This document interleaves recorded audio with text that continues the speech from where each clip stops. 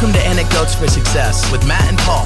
Storytelling is an art form, emphasizing the value and learning that is created through personal experience. Our purpose is to share these stories and experiences with the listener. Everyone has a powerful testimony. Let's use them to level up to our best life with truth, meaning, trade-offs, and perspective.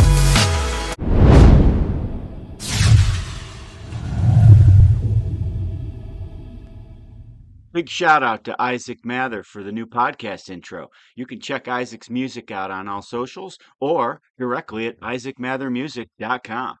So I do this on purpose. I told you yesterday in the message that 99, well, almost always, because there's been one or two exceptions. Matt never knows who's coming on. And, you know, a lot of guests like to wonder, what should I prep for? What should I prepare for? What should I talk about?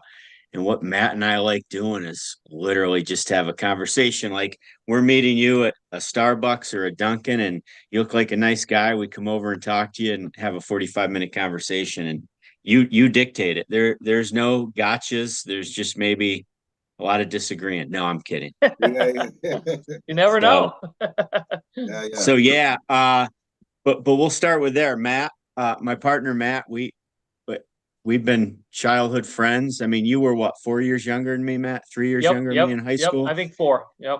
So as we got into high school, we drifted apart from the neighborhood football games and things like that, because 4 years in high school is a long time. And when I started teaching at New Visions 9 years ago, I called Matt because I thought he was still the general manager at the First Arena. And I didn't realize his ship sailed. We just talked about it in a couple episodes ago, Matt's story. And now I'll brag about Matt a little. He's New York State's largest Subway franchisor. He's got a promotions business. He's got real estate, and he just loves to talk all things entrepreneurship, personal growth, and success. Did I give you a good intro, Matt? Yeah, Paul, that's impressive. I'll take you on the road with me. Yeah. And Larry, you and I have met a couple times. So I mean, at this point, you go back as far back as you want and start wherever you want. And I'm guaranteeing you, Matt will interrupt and ask a question before I do. Sure. Okay. All right. So I'll just go through my story. Well, first, Mr. Richmond, I have to call you Mr. Richmond because my wife said she knows you. She went to Edison. No way. Yeah. So her name is Courtney Schroyer. That was her maiden name. No, I did not know that was your wife. Yes. Yep. Wow. Yeah. Small world.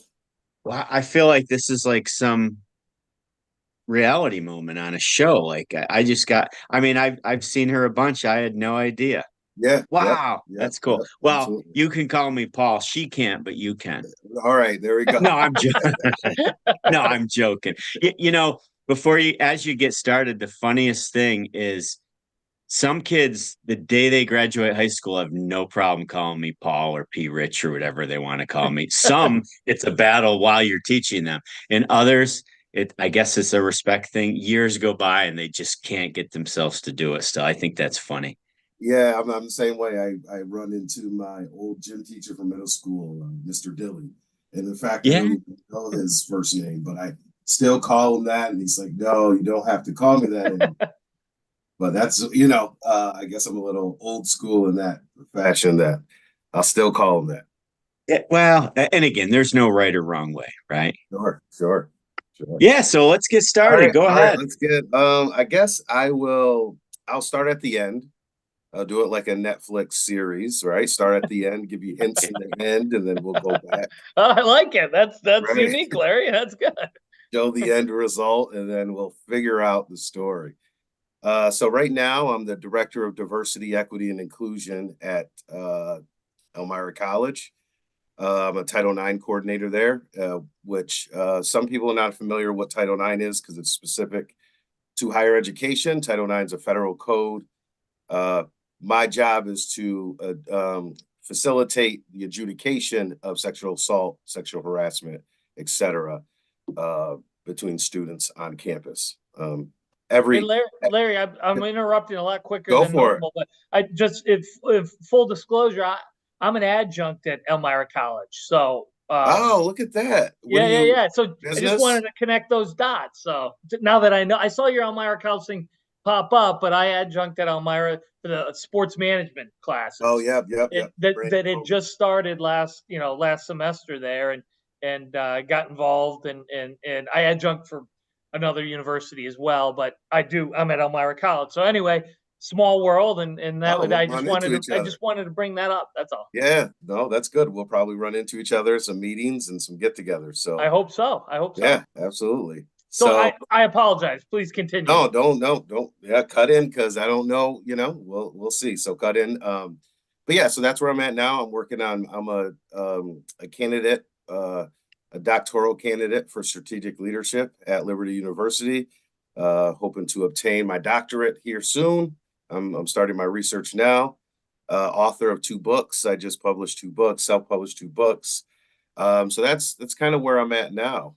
Um, those books are sold on Amazon. Well, What are the names of them? Yeah, And what are then those books? I'll make sure afterwards I put them in the link in the bio too. okay, all right, good.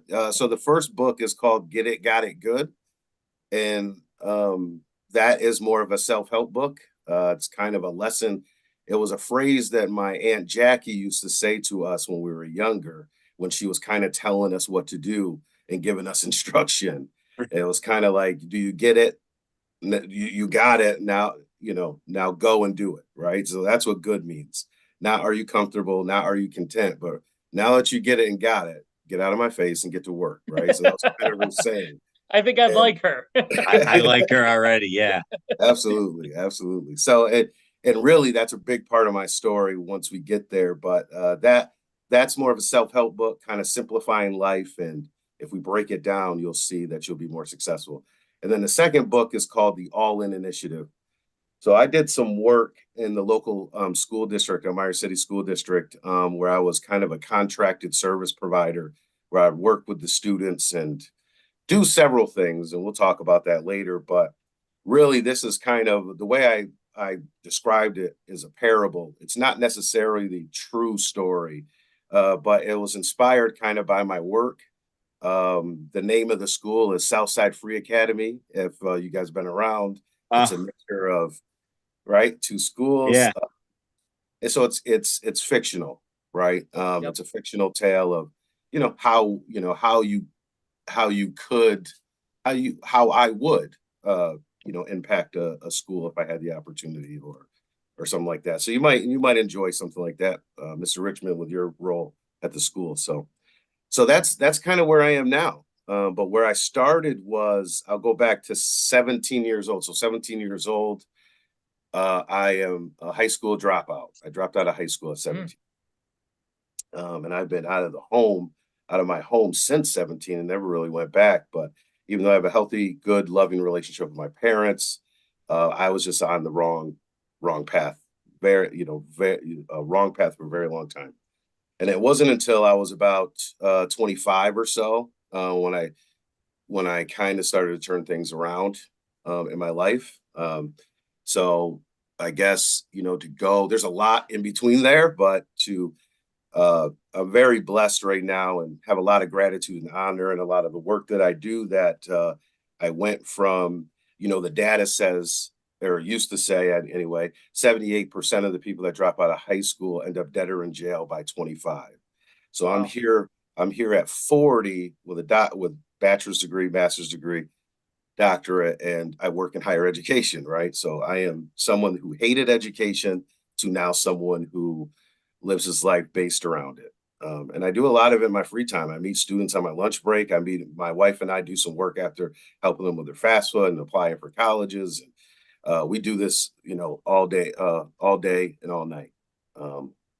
So I guess we'll start there and then I guess go from there. And then, Yeah, Larry, that in itself is tremendously interesting. First of all, did you grow up locally? Like I'm yes, a Horseheads kid and all that, so got it. Okay, I figured, but I just thought I was curious.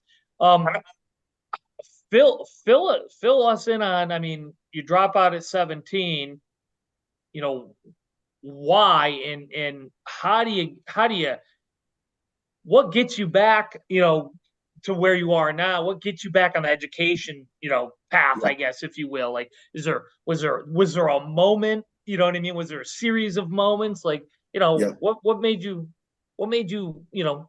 do that? I got so many follow-ups, but please, you'll probably answer most of them. But Yeah. Yeah, and I'm next, by the way. yeah, So I know. Okay. I wish I could just block Paul out sometimes. Well, you just do the raise your hand function. They have a raise your hand function. It doesn't work with me, does it, Paul? Right. no.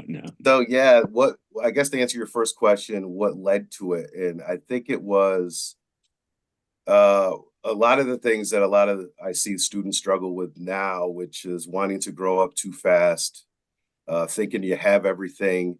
I'm 17. Okay, I have it figured out. I'm good to go. Uh, I know it's legal now. Marijuana was a big part of it, and that's what a lot of the conversations that I have with students now. There's a great commercial that they don't air anymore, and it was this commercial about weed, smoking weed, and it said this little boy, he's about 12 years old. He was walking in his house, and he said, "My brother smokes weed. He didn't rob a bank. He doesn't, crash his car. He doesn't." And as he's saying all these things, he's walking through the house. The 10-year-old boy. Then he walks down to the basement. There's his 35-year-old brother. He goes, he doesn't do anything at all. I remember that. I remember Yeah. that. And it's actually a symptom called amotivational symptom, amotivational syndrome. And really, that was kind of the spark of it. I just had no motivation. There was a lot of I wouldn't say imposter syndrome yet, but really it was those cases in which I felt too stupid to go to class. I didn't want to raise my hand. I didn't want to show up and face the teacher because I know I didn't do my homework, or if I did do it, I didn't do it was probably not right. And I didn't want to go through that process. And it just kind of compounded. My parents grew up very, very poor, and they worked very, very hard. Hmm. So they were blue collar workers. My dad worked for the water board since he was 16 until he retired. My Wow. mom worked, so my mom worked. So they were very work, but this education thing or higher education wasn't something that was in our family. I'm the first in our household that went to college. So just I just fell into the wrong crowd, and that's kind of sparks to what I do now. I want to be the person who I wish I had back then.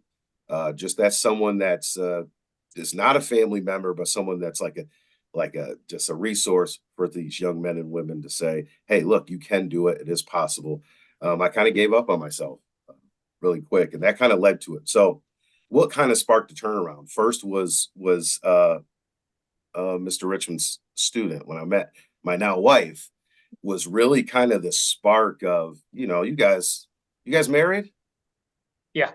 Okay. Yeah. Yep. Yeah. Both All of right. us are. Yep. Yep. All right. So you get it. When you meet someone, sometimes just the whole world opens up. And that's kind of what happened was like I just started to see myself. I wanted the White House and the picket fence. I wanted to do this. I wanted to have a college savings account. And but here I am, a high school dropout.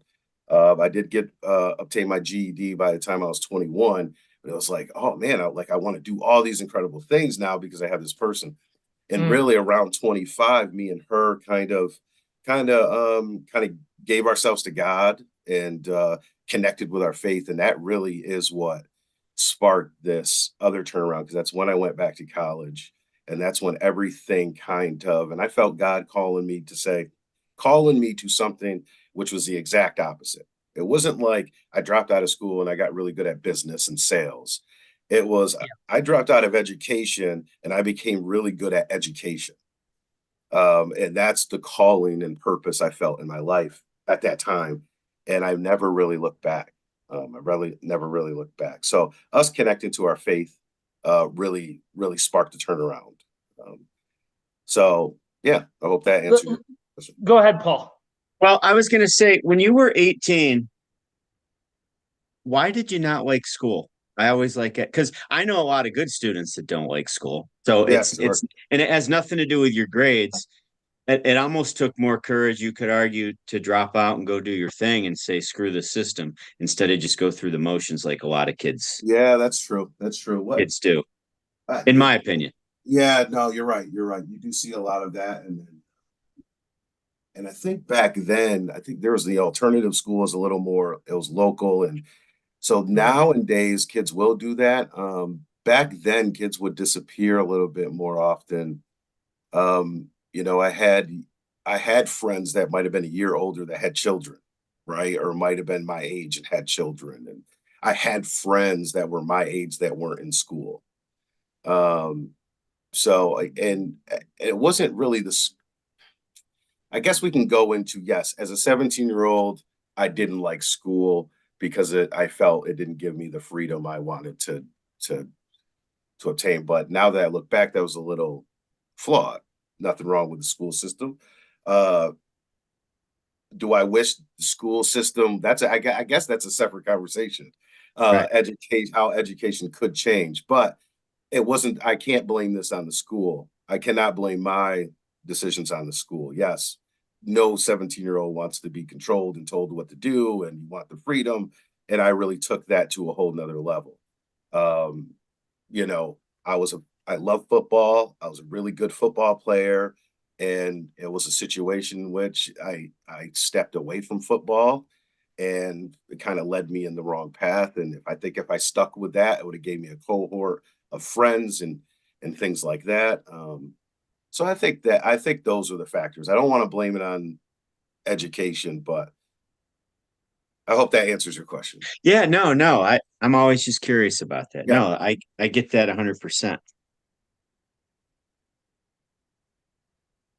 I didn't know if you had a follow-up there, Paul. I Oh, didn't know. no. Okay, I was okay. waiting for you for once. That's the most silence we've ever had on the I podcast. know. I know. I thought you were going to say something. So yeah, I was trying to be respectful. See how that goes. No, Larry. So you from that 21 to when you go and first of all, what made you decide to go get your GED, and then from that point to, did you say 25 when you graduated with your bachelor's? I presume, like Well, 25 is when I started.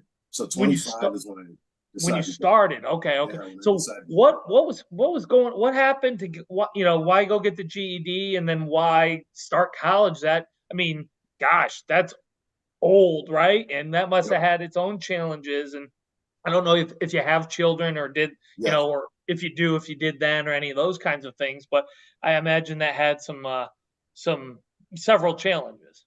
Oh, sure, absolutely. I think it was just standard. My parents were like, "Look, you're gonna need a high school diploma," and I'm turning 18, 19, and I realize, okay, I can only work, 15 hours a week for so long. Yeah.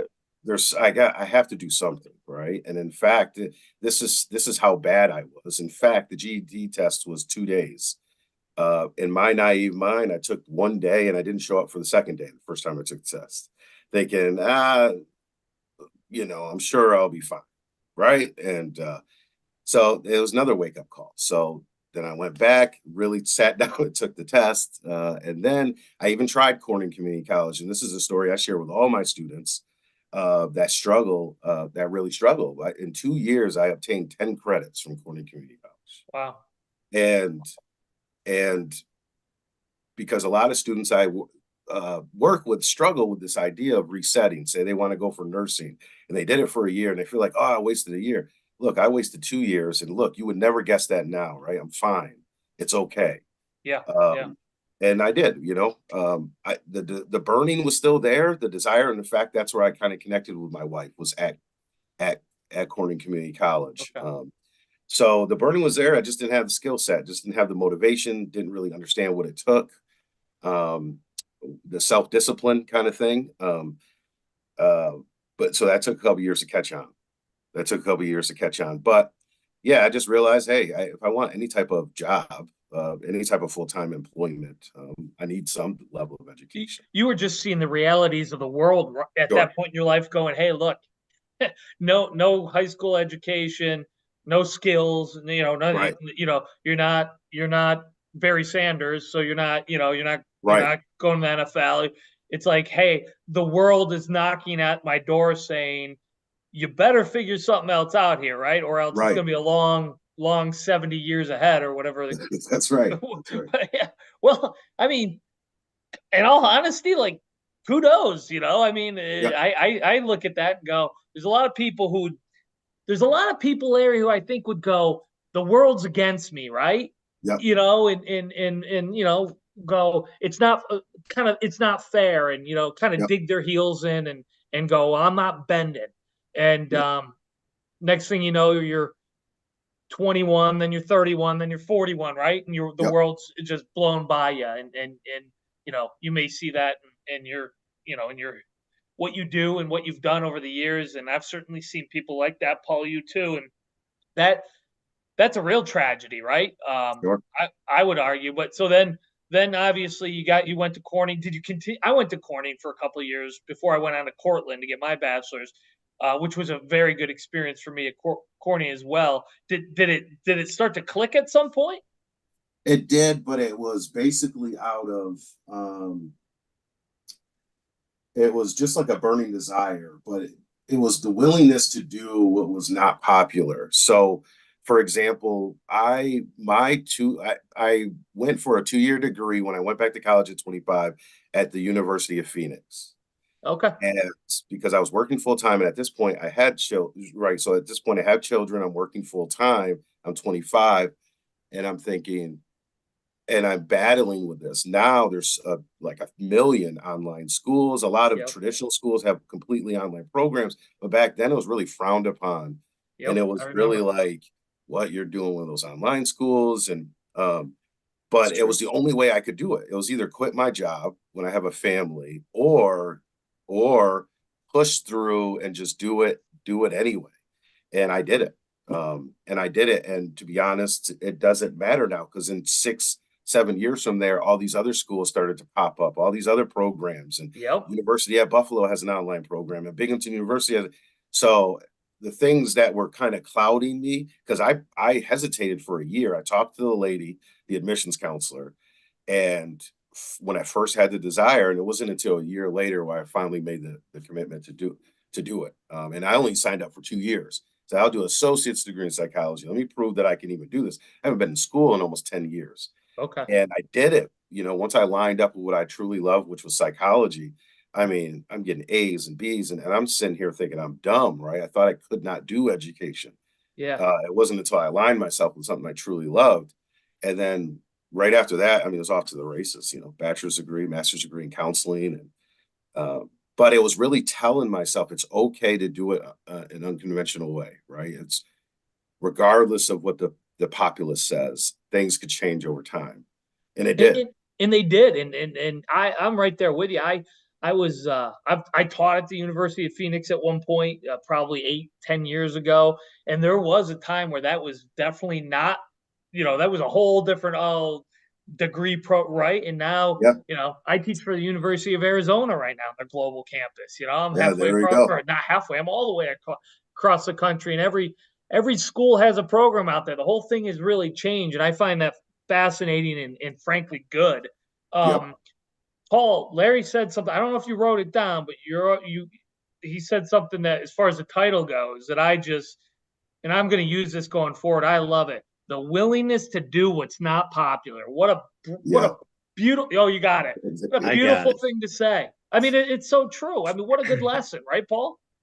Absolutely. And, to piggyback off that a little bit, when you were going, you're not doing this in a traditional setting. So, did you try to put uh, timelines on what you're doing, or in your mind, did you know it doesn't matter? I'm just not going to stop? Because I think that's sometimes people get frustrated because they're like, I'm going to be here in 2 years, then in 3 years I'll do this, and life happens. If you have kids and you're living your life and you have a job, like, did you focus on a time frame, or did you focus just on, I'm not going to be denied these degrees and opportunities?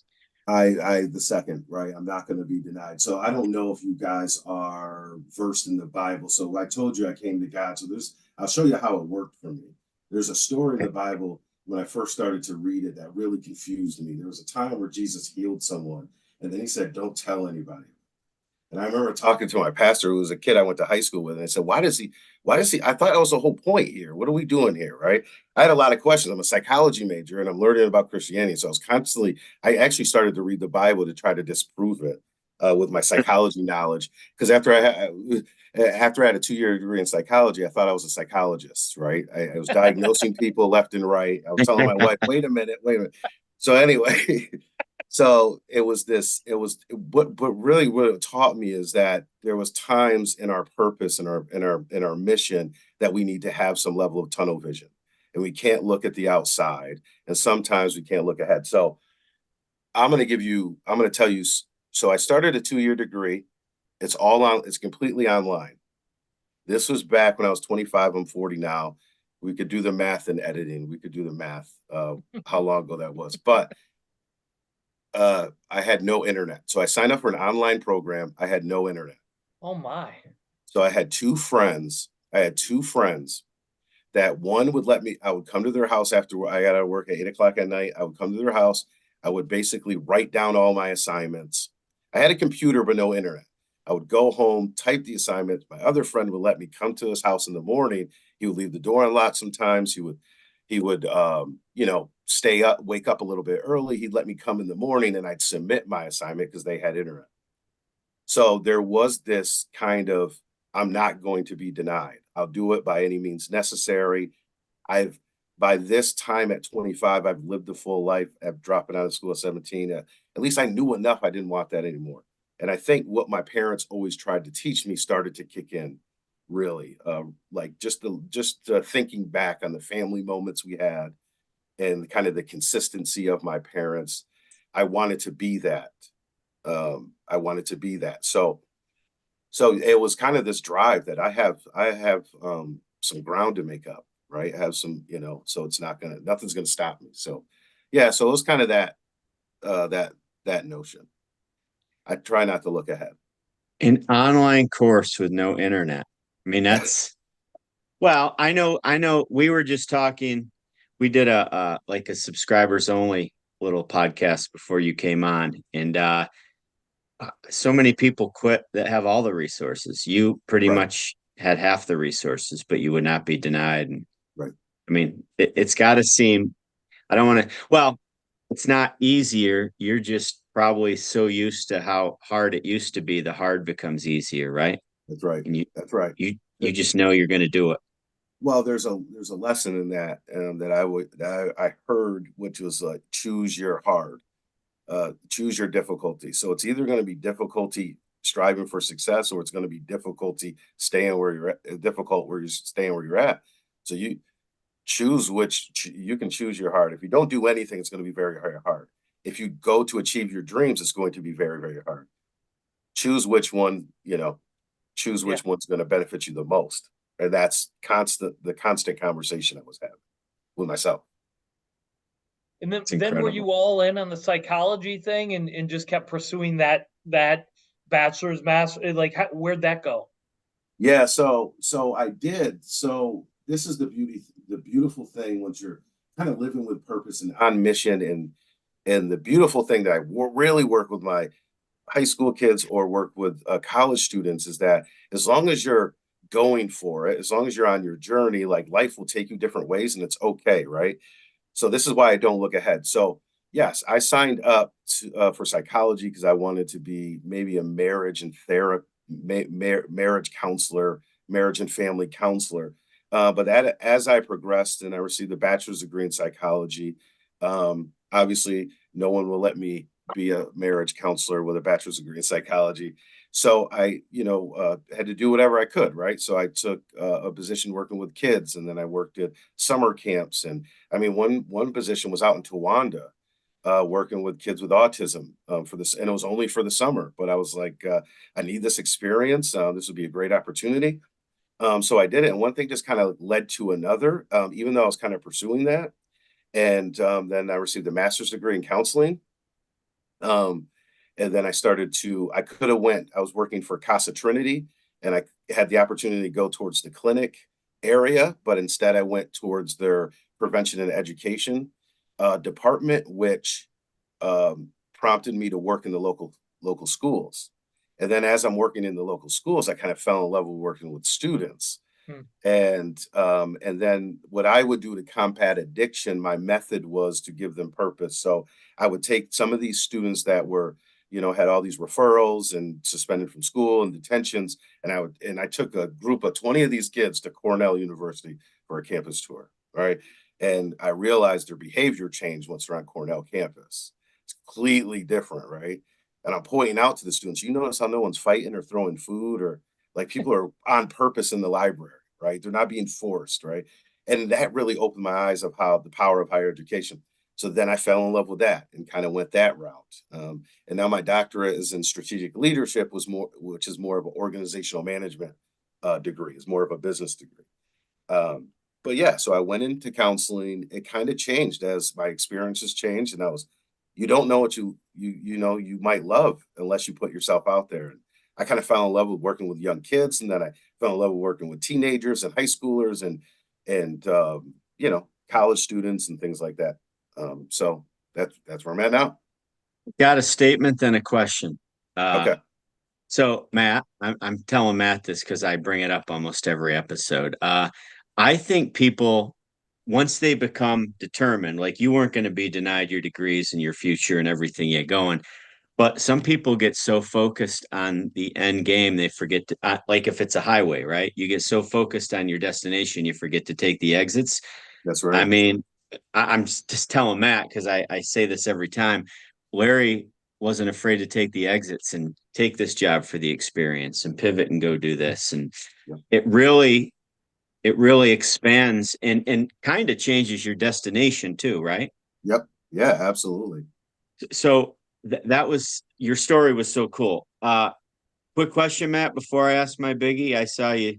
Yeah, no, it's right in line with what kind of you're Right. saying, because I'm hearing the same thing. And Larry, you said something really unique that was like contradictory, but also like makes complete sense. And so Right. hear me out.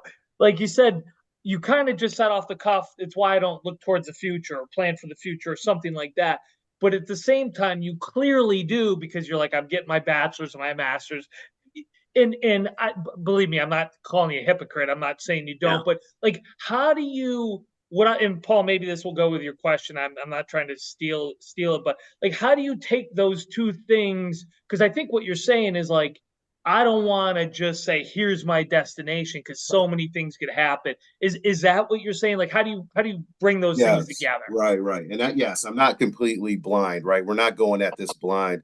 What I'm trying to say really is that we're not married to our future, right? We're not married to our future, but really what we're saying is, sorry, this is another reference, but what I do is I used to teach these workshops called God-sized dreams, meaning you can't achieve this without some type of divine intervention. First, put that out there, right? Put that out there to yourself to say, what do you want to do? Well, you know what? I want to start my own leadership academy. Okay. Now, what's the mustard seed version of that? And make sure you do that well. And so yes, I do kind of paint a picture of what it could look like. Then I come all the way back, and Jay Shetty. Do you know who Jay Shetty is? Yeah. I don't. I heard a technique that he uses a lot, in which is, give me your 30-year goal. Then what do you have to accomplish in 15 years to receive that 30 years? And then what do you have to accomplish in 10 years and 5 years, all the way down to what do you have to do tomorrow? Okay. And so that is the intense focus, is what do I have to do tomorrow? And you're right. It does sound contradictory. And really, we want vision, right? We want to have some type of vision, but it's the marriage to the vision that sometimes throws us off. And we say, well, I didn't get into med school. What am I going to do? I'm never going to do anything. Well, yeah, you can. There's plenty of ways. Or I couldn't fit in the nursing program. I couldn't pass anatomy. Yes, but there's plenty. You can get into radiology. You can get into physical therapy. There's so many other routes to go. But so yeah, that's kind of Well, the idea. That perfectly answers my question. Go ahead, Paul. and Sorry. no, and it's not hypocritical at all. I mean, when Cam F. Awesome was in town, I think you went and saw him at the one. Yeah. He has a new thing now where he's like, it's good to have a vision. Like, okay, there's a light on the horizon. It's a lighthouse, and I want to go get to that lighthouse. How do I get there? Well, you start taking action. Or Yep. I'm butchering this already. There's a light on the horizon. I don't know what it is, but I want to go see it. And as you get closer, the dimensions change, the object changes, and all of a sudden you had no idea you were going to see said object or lighthouse, but you took all those actions in the meantime to get there. So That's right. sometimes you don't even really know what you're chasing, but you're working towards something better. Yep, something bigger than yourself, right? Yeah, bigger than yourself. Something that's Yes. bigger than yourself, right? All right. Well, I've got 3 other questions, but I want to go back to this other one before we get too Okay. off track. All right. How you talk about taking the kids to Cornell's campus and some of the groups you've been part of. How could we change education to keep younger Larry Parkers from dropping out or to keep people from being disinterested? I mean, you can't just send them to 40-minute classes, right? And Right. say, do this. There's too much else in the world, especially right on their phones, where there's a disconnect. And I'm not saying those subjects aren't important, but what could we add or do differently that would prevent that? So Maybe I I would, should read your other book too. Like, right. Yeah. Yeah. If you read, yes, yes. I'm I'll going to tell you. order them. I'm going to order them. But anyway, Uh, yes. Yes, if you read that, that is what the other book, The All In Initiative, is. It's like, in a dream world, what could we possibly do here? And it doesn't touch everything, but it does scratch the surface. So there's a couple things. I'm always focused on, we have to teach these, or we have to show, we have to demonstrate to these students how this, whatever I'm teaching them, connects to the next level, whatever the next level is. If I'm in college, I have to show them how this connects to the professional world. In high school, I have to show how this connects to college. So specifically in high school, what we could do different is mirror some things that sets them better, that sets them up for college. That's just one example. Now there's other routes too, but for example, I have many students that don't know what a registrar is. Registrar is pretty much the school counselor, but the language is much different when you transition. And most school kids, that first generation students that drop out of college, it's because they don't understand the bureaucracy of higher education. They don't know that, hey, I told this person that, but that's not the financial aid office and that's not the business office. And they kind of get lost in that. If high school could gear some of that stuff, not even the content, but just start to fashion itself. And some schools have. Thomas Edison switched during COVID to have block scheduling, which is more like college, and they stuck with it. I thought that was a really good idea. And our high school's been doing it, but it's things like that. What prepares them for the next step? Another thing is the relevancy of the topic. I don't know of topics that are discussed. You know, Shakespeare's a great writer, but is he really relevant to the level in which the junior year Regents exam, right, is kind of based on it still? Like, I was doing it when I was in school, and when I was watching Saved by the Bell when I was 12 years old, they were doing it. And there's so this is kind of like some of these old things that it's okay to update these to make them more relevant. And some teachers have, and it's not Yeah. really, some teachers definitely have mixed in these things as much as they could. But I always am in the Latin word for teach. I don't know, I can't pronounce the word, but it means to bring out. And not, so sometimes we confuse lecture with teaching. The goal of teaching is to bring the best out of the student. We can remember that. We would be willing to shift and shape to say, okay, how does this person learn? How are they going to get this information? So that's one thing. Another thing is that you can't really change, which is the Regents exam.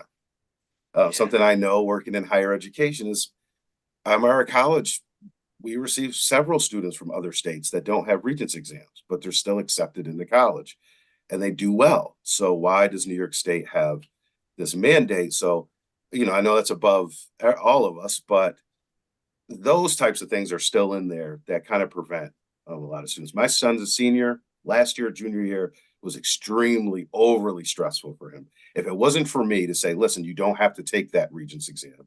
You don't have to do, if I didn't know so much, I mean, it was like he was very stressed about all these extra Regents exams. So what he could have been enjoying high school, he could have been really learning and exploring professions and going on college trips. He was stressing about, oh man, I have these big exams, and if I fail it, it's all over. So I hope that answers your question. Absolutely. I mean, I think at the end of the day, they have to find relevance and they have to experience, right? Yeah. And teachers have to, as you said, bring that out, is the Latin term. Yeah. Cool stuff. Larry, you mentioned your religious beliefs and religion a few times in this. Where'd that come from? And I think you mentioned your wife and yourself, had some a connection maybe through that. And what is that and why has that been important on your journey? Well, so all the motivation that that some people might see in me, or I guess the willingness to go the extra mile comes from that. It comes Mm, from serving a bigger purpose, serving something that's bigger than myself, um, and having a community of people around me that believe in that bigger purpose. It was my pastor. So it was my pastor that a lot of this stuff is like, Larry, go for it. What are you waiting for? Well, technically, I'm not qualified. Go for it. When I first started, I received an associate's degree in psychology. I was out of work so long, I kind of mastered a resume, right? So what I started to do was, because I had no work experience, no one would hire me without work experience. What I started to do is help some people that I knew from high school that were in jail and got out of jail and needed jobs. I would meet them at Barnes and Nobles. I'd meet them at the library, meet them, and I'd write resumes for them and help them get jobs. So then I started to put that on my resume as experience. So then I could, but that empowerment came from my faith to say, look outside the box, go for it. Yes, you're not getting paid. It's okay. Scripture says that it's actually good to do stuff for free. So it gave me a reason to say, oh yes, that is the reason why.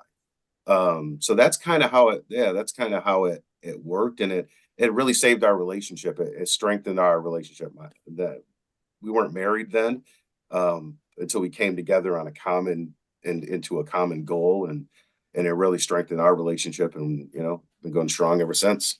Yeah, that you Paul and I use the words purpose and meaning a lot, and you've Yeah, used the word purpose and mission, yeah, which I love. It's I think they're synonymous. Um, and I think Paul and I talk about we have what we call our four pillars, and they're basically the foundation of a belief system and a value system in order to make good yes, decisions, essentially.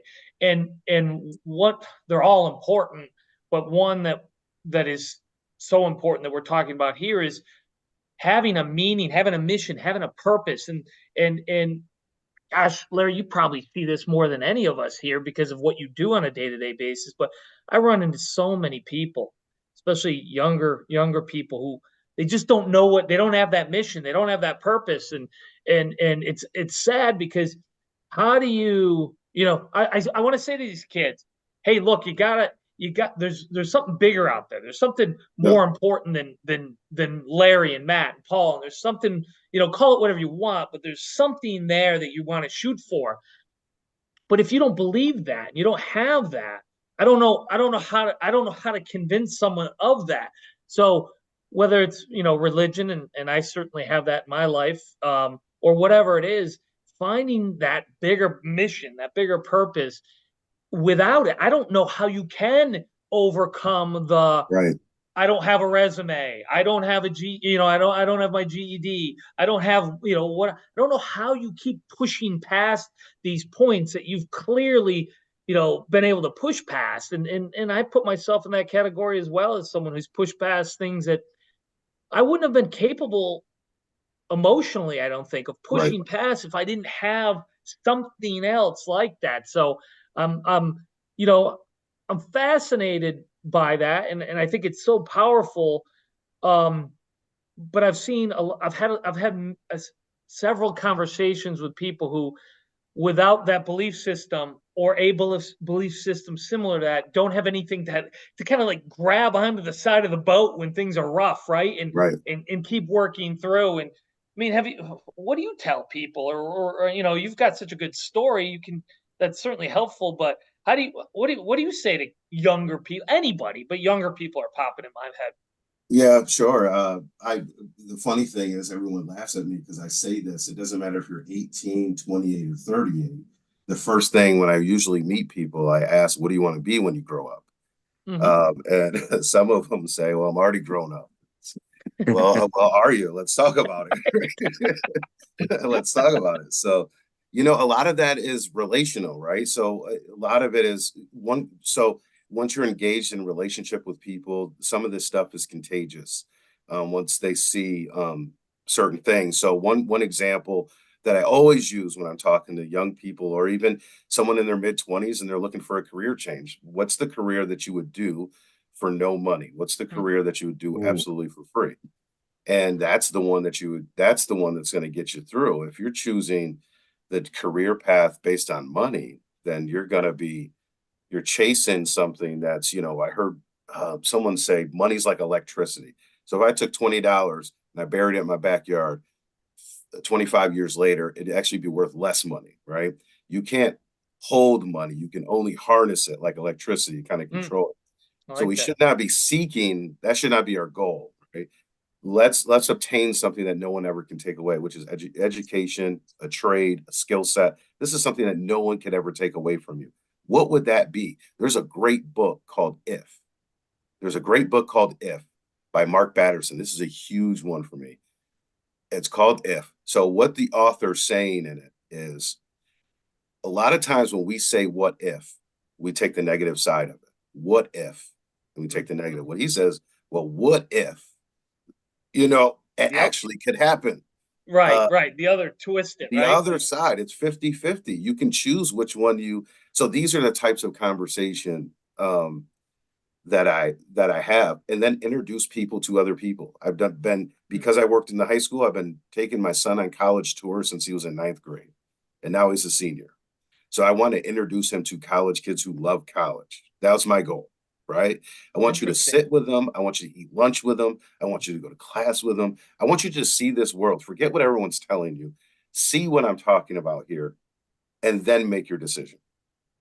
And because of that, it really sparked him. And I do that with a lot of students. I do that with a lot of kids, a lot of young men, to kind of just give them a window. That's the only thing you can do, right? Is to show them and be there for them when they want to, right? And do some investigation yourself. I know stuff about degree fields that I have no business knowing about, because I'm not nowhere near, right, the Oh yeah. level of being able to succeed in that field. But I just obtain the information because I might need it someday to help someone, right? And then I say, hey, you know what? Corning Community College has a radiology program with Arnett. Did you know that? Did Yeah. even though I'm never going to take it, but I could help them with it, right? So that's kind of how I do it.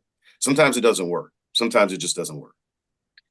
No, but you're more apt to be like how's that go, Matt? The 5 people you hang out with, 6 people. What do you always tell me? Yeah, the you are the people you hang out with. You are, and the 5 people you hang out is with your, one of the things I've heard more recently, study at Harvard, the 10 people you spend the most time with, you will make within 85% of the average income of those. And it's just another study that basically proves, again, you're going to you're going to be like the people you spend time with. So you want your son to go to college?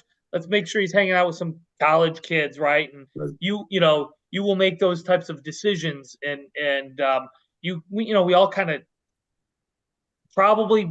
I bet you weren't, when you dropped out of high school. You probably weren't hanging out with a bunch of kids who were going to go to college, right? I mean, No. I'm pretty confident, Right. bringing Right. that up. It just makes sense, it Right. just makes sense. So that's something Paul and I reference quite a bit, and the data seems to back it up is Yep. true. So put yourself in position, right? If you want to be that radiologist, hang out with people who are into radiology, or you want to be a plumber, hang out with plumbers, Right. or Right. An whatever the case may electrician, be. or right. Exactly. So that all makes perfect sense. And anecdotally, for me, I think back on that and I go, oh my gosh, at certain points in my life, because Larry, I think I've reinvented myself five, six, Sure. 7 times. Right. I'm Amen. 48, Yep. and I at least five, probably more. And when I didn't think about it at the time, but when I look back on what happened to drive that need to, whether it was good or bad, what was going on in my life, boy, did it have a lot to do with the people I was around. Sure. Yep. You and speaking of that, you basically and your wife have an angel on earth, because how important was meeting her with everything you're doing today? Very, I mean, I that was think I very already know important. the answer, but Yeah. Yes, it was very important. She was the the muse. She was the muse, if you will, and still is, right? So I always want to make her proud for sure.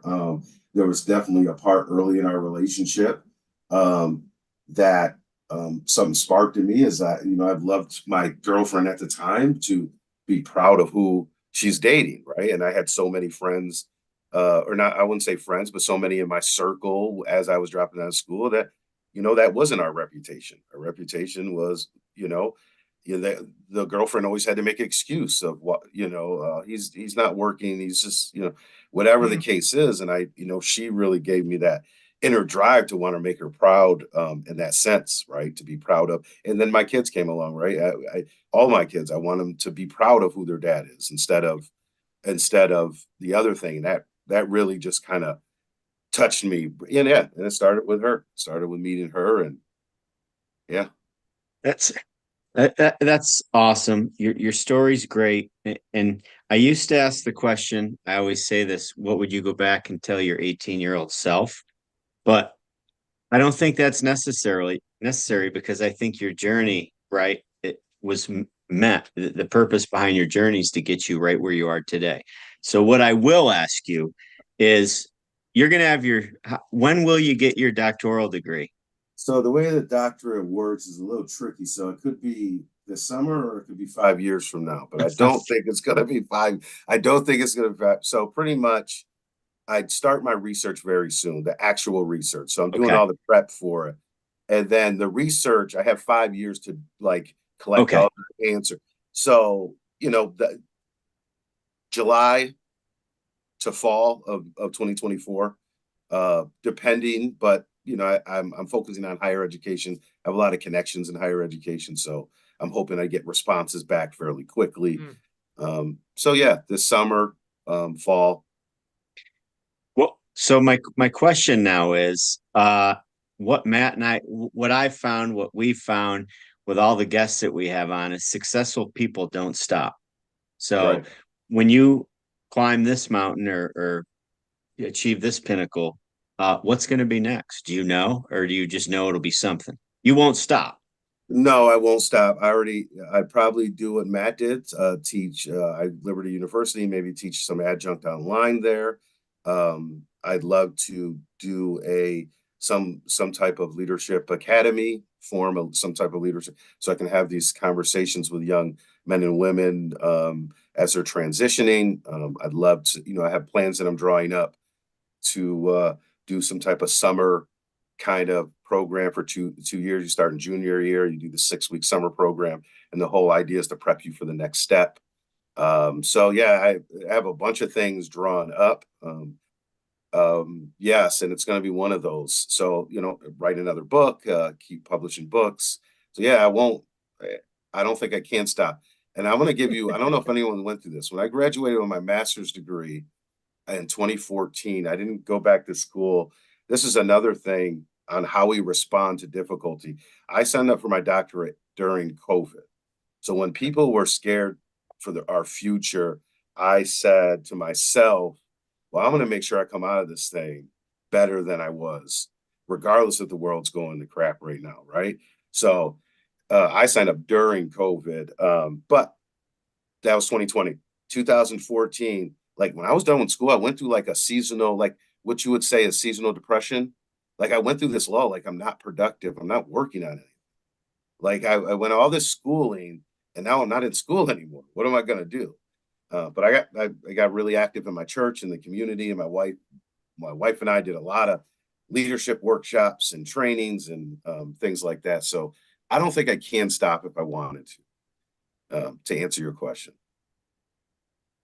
That's awesome. Yeah, Larry, Paul, your COVID first of all, you're just same thing when I got out of school, and like I'm always got to be improving myself somehow. Right. I have the same issue. It's like I've got one shot at this thing. I got one life. I'm going to spend it sitting on the couch watching Netflix every night, or like that just doesn't resonate with me. I can't understand it. So I'm wired just like you are. But you talk about you going to COVID, and like you said, the world's going to hell in a handbasket around us. We have no idea what tomorrow holds, and you're signing up for a degree that's going to take you, 4, 5, 6 years to obtain. Right. that says so much about your mindset. Paul, you did much the same thing. That's why I'm pointing it out in terms of your career and Yep. wanting to improve. So I just thought it was interesting. No, absolutely. And I want to hear more off the record or any way we can help with a summer leadership academy. I mean, Oh that yeah, that absolutely. Yes. that sound I'm gonna speak for Matt like I always do when I get a chance to. Uh this would be right Okay. up our We could alley, do Matt. this together. Yeah, absolutely. We can. Yeah, absolutely. I worked for Upward Bound at Binghamton University, and I worked for Keuka College's HEOP program, and both of them came with a 4-week summer program for first generation students to prepare them. So I have a lot of ideas and frameworks and things that I've experienced that I've done with that, and I'm like, well, this would be an amazing opportunity to just offer this to in the community. Students don't have to spend the night or stay there and live Right. on campus, but we could definitely do this. Spreadsheets, entrepreneurship, finance, Yep, leadership. yep, Anyways, we'll yep, yep. now you've successfully hooked us, so now we have to have you on again sometime. All right, okay. We can't just end this and say, well, he was nice, but on to the next person. Yeah, I got you. That's the plan. That was the whole plan the whole time. No, I'm glad. I mean, I've obviously met you a bunch of times now, and we uh message each other on LinkedIn all the time, and we're in the same community, all of us. And what you're doing super intriguing. I over here on my other computer order both your books as we were doing the podcast. So All right, perfect. and we do this to spread stories and try to bridge the similarities that successful people have over, well, maybe success is the wrong word, doers over non-doers, maybe, because doers always know there's just another hurdle or there's another barrier and you're going to be determined to get through it. And Matt and I have both received a lot of feedback of people that are listening and making changes in their lives. So That's good. That's really good. your story is going to resonate very well with so Yeah. many people. Well, that's Well, the listen, hope, that's my goal. And I just hope to give back, give back to the community. That's it. Make everybody a little bit better if I can, right? If I can help in any way. absolutely. And before I ask you for the names of the books again, and I have the link, so I'll take care of that when I publish the episode. Tell one of my all-time favorite students in the history of Edison High School I said hello. I will. I will. I will. And my name's Paul. Mr. Paul, Mr. Yeah. Mr. T, Mr. Paul. Larry, keep doing great things. And, I always say, well, next time you're on, update us with what you're doing. But we already know what you're going to be doing. And update us Sure. with what you're doing new, probably, will be Yeah, the yeah, great way absolutely. to look at it. Hey, thanks for coming on. Hey, thanks for having me. It's great to Thank meet you you very much. guys. Appreciate All it. right. See you soon. Bye.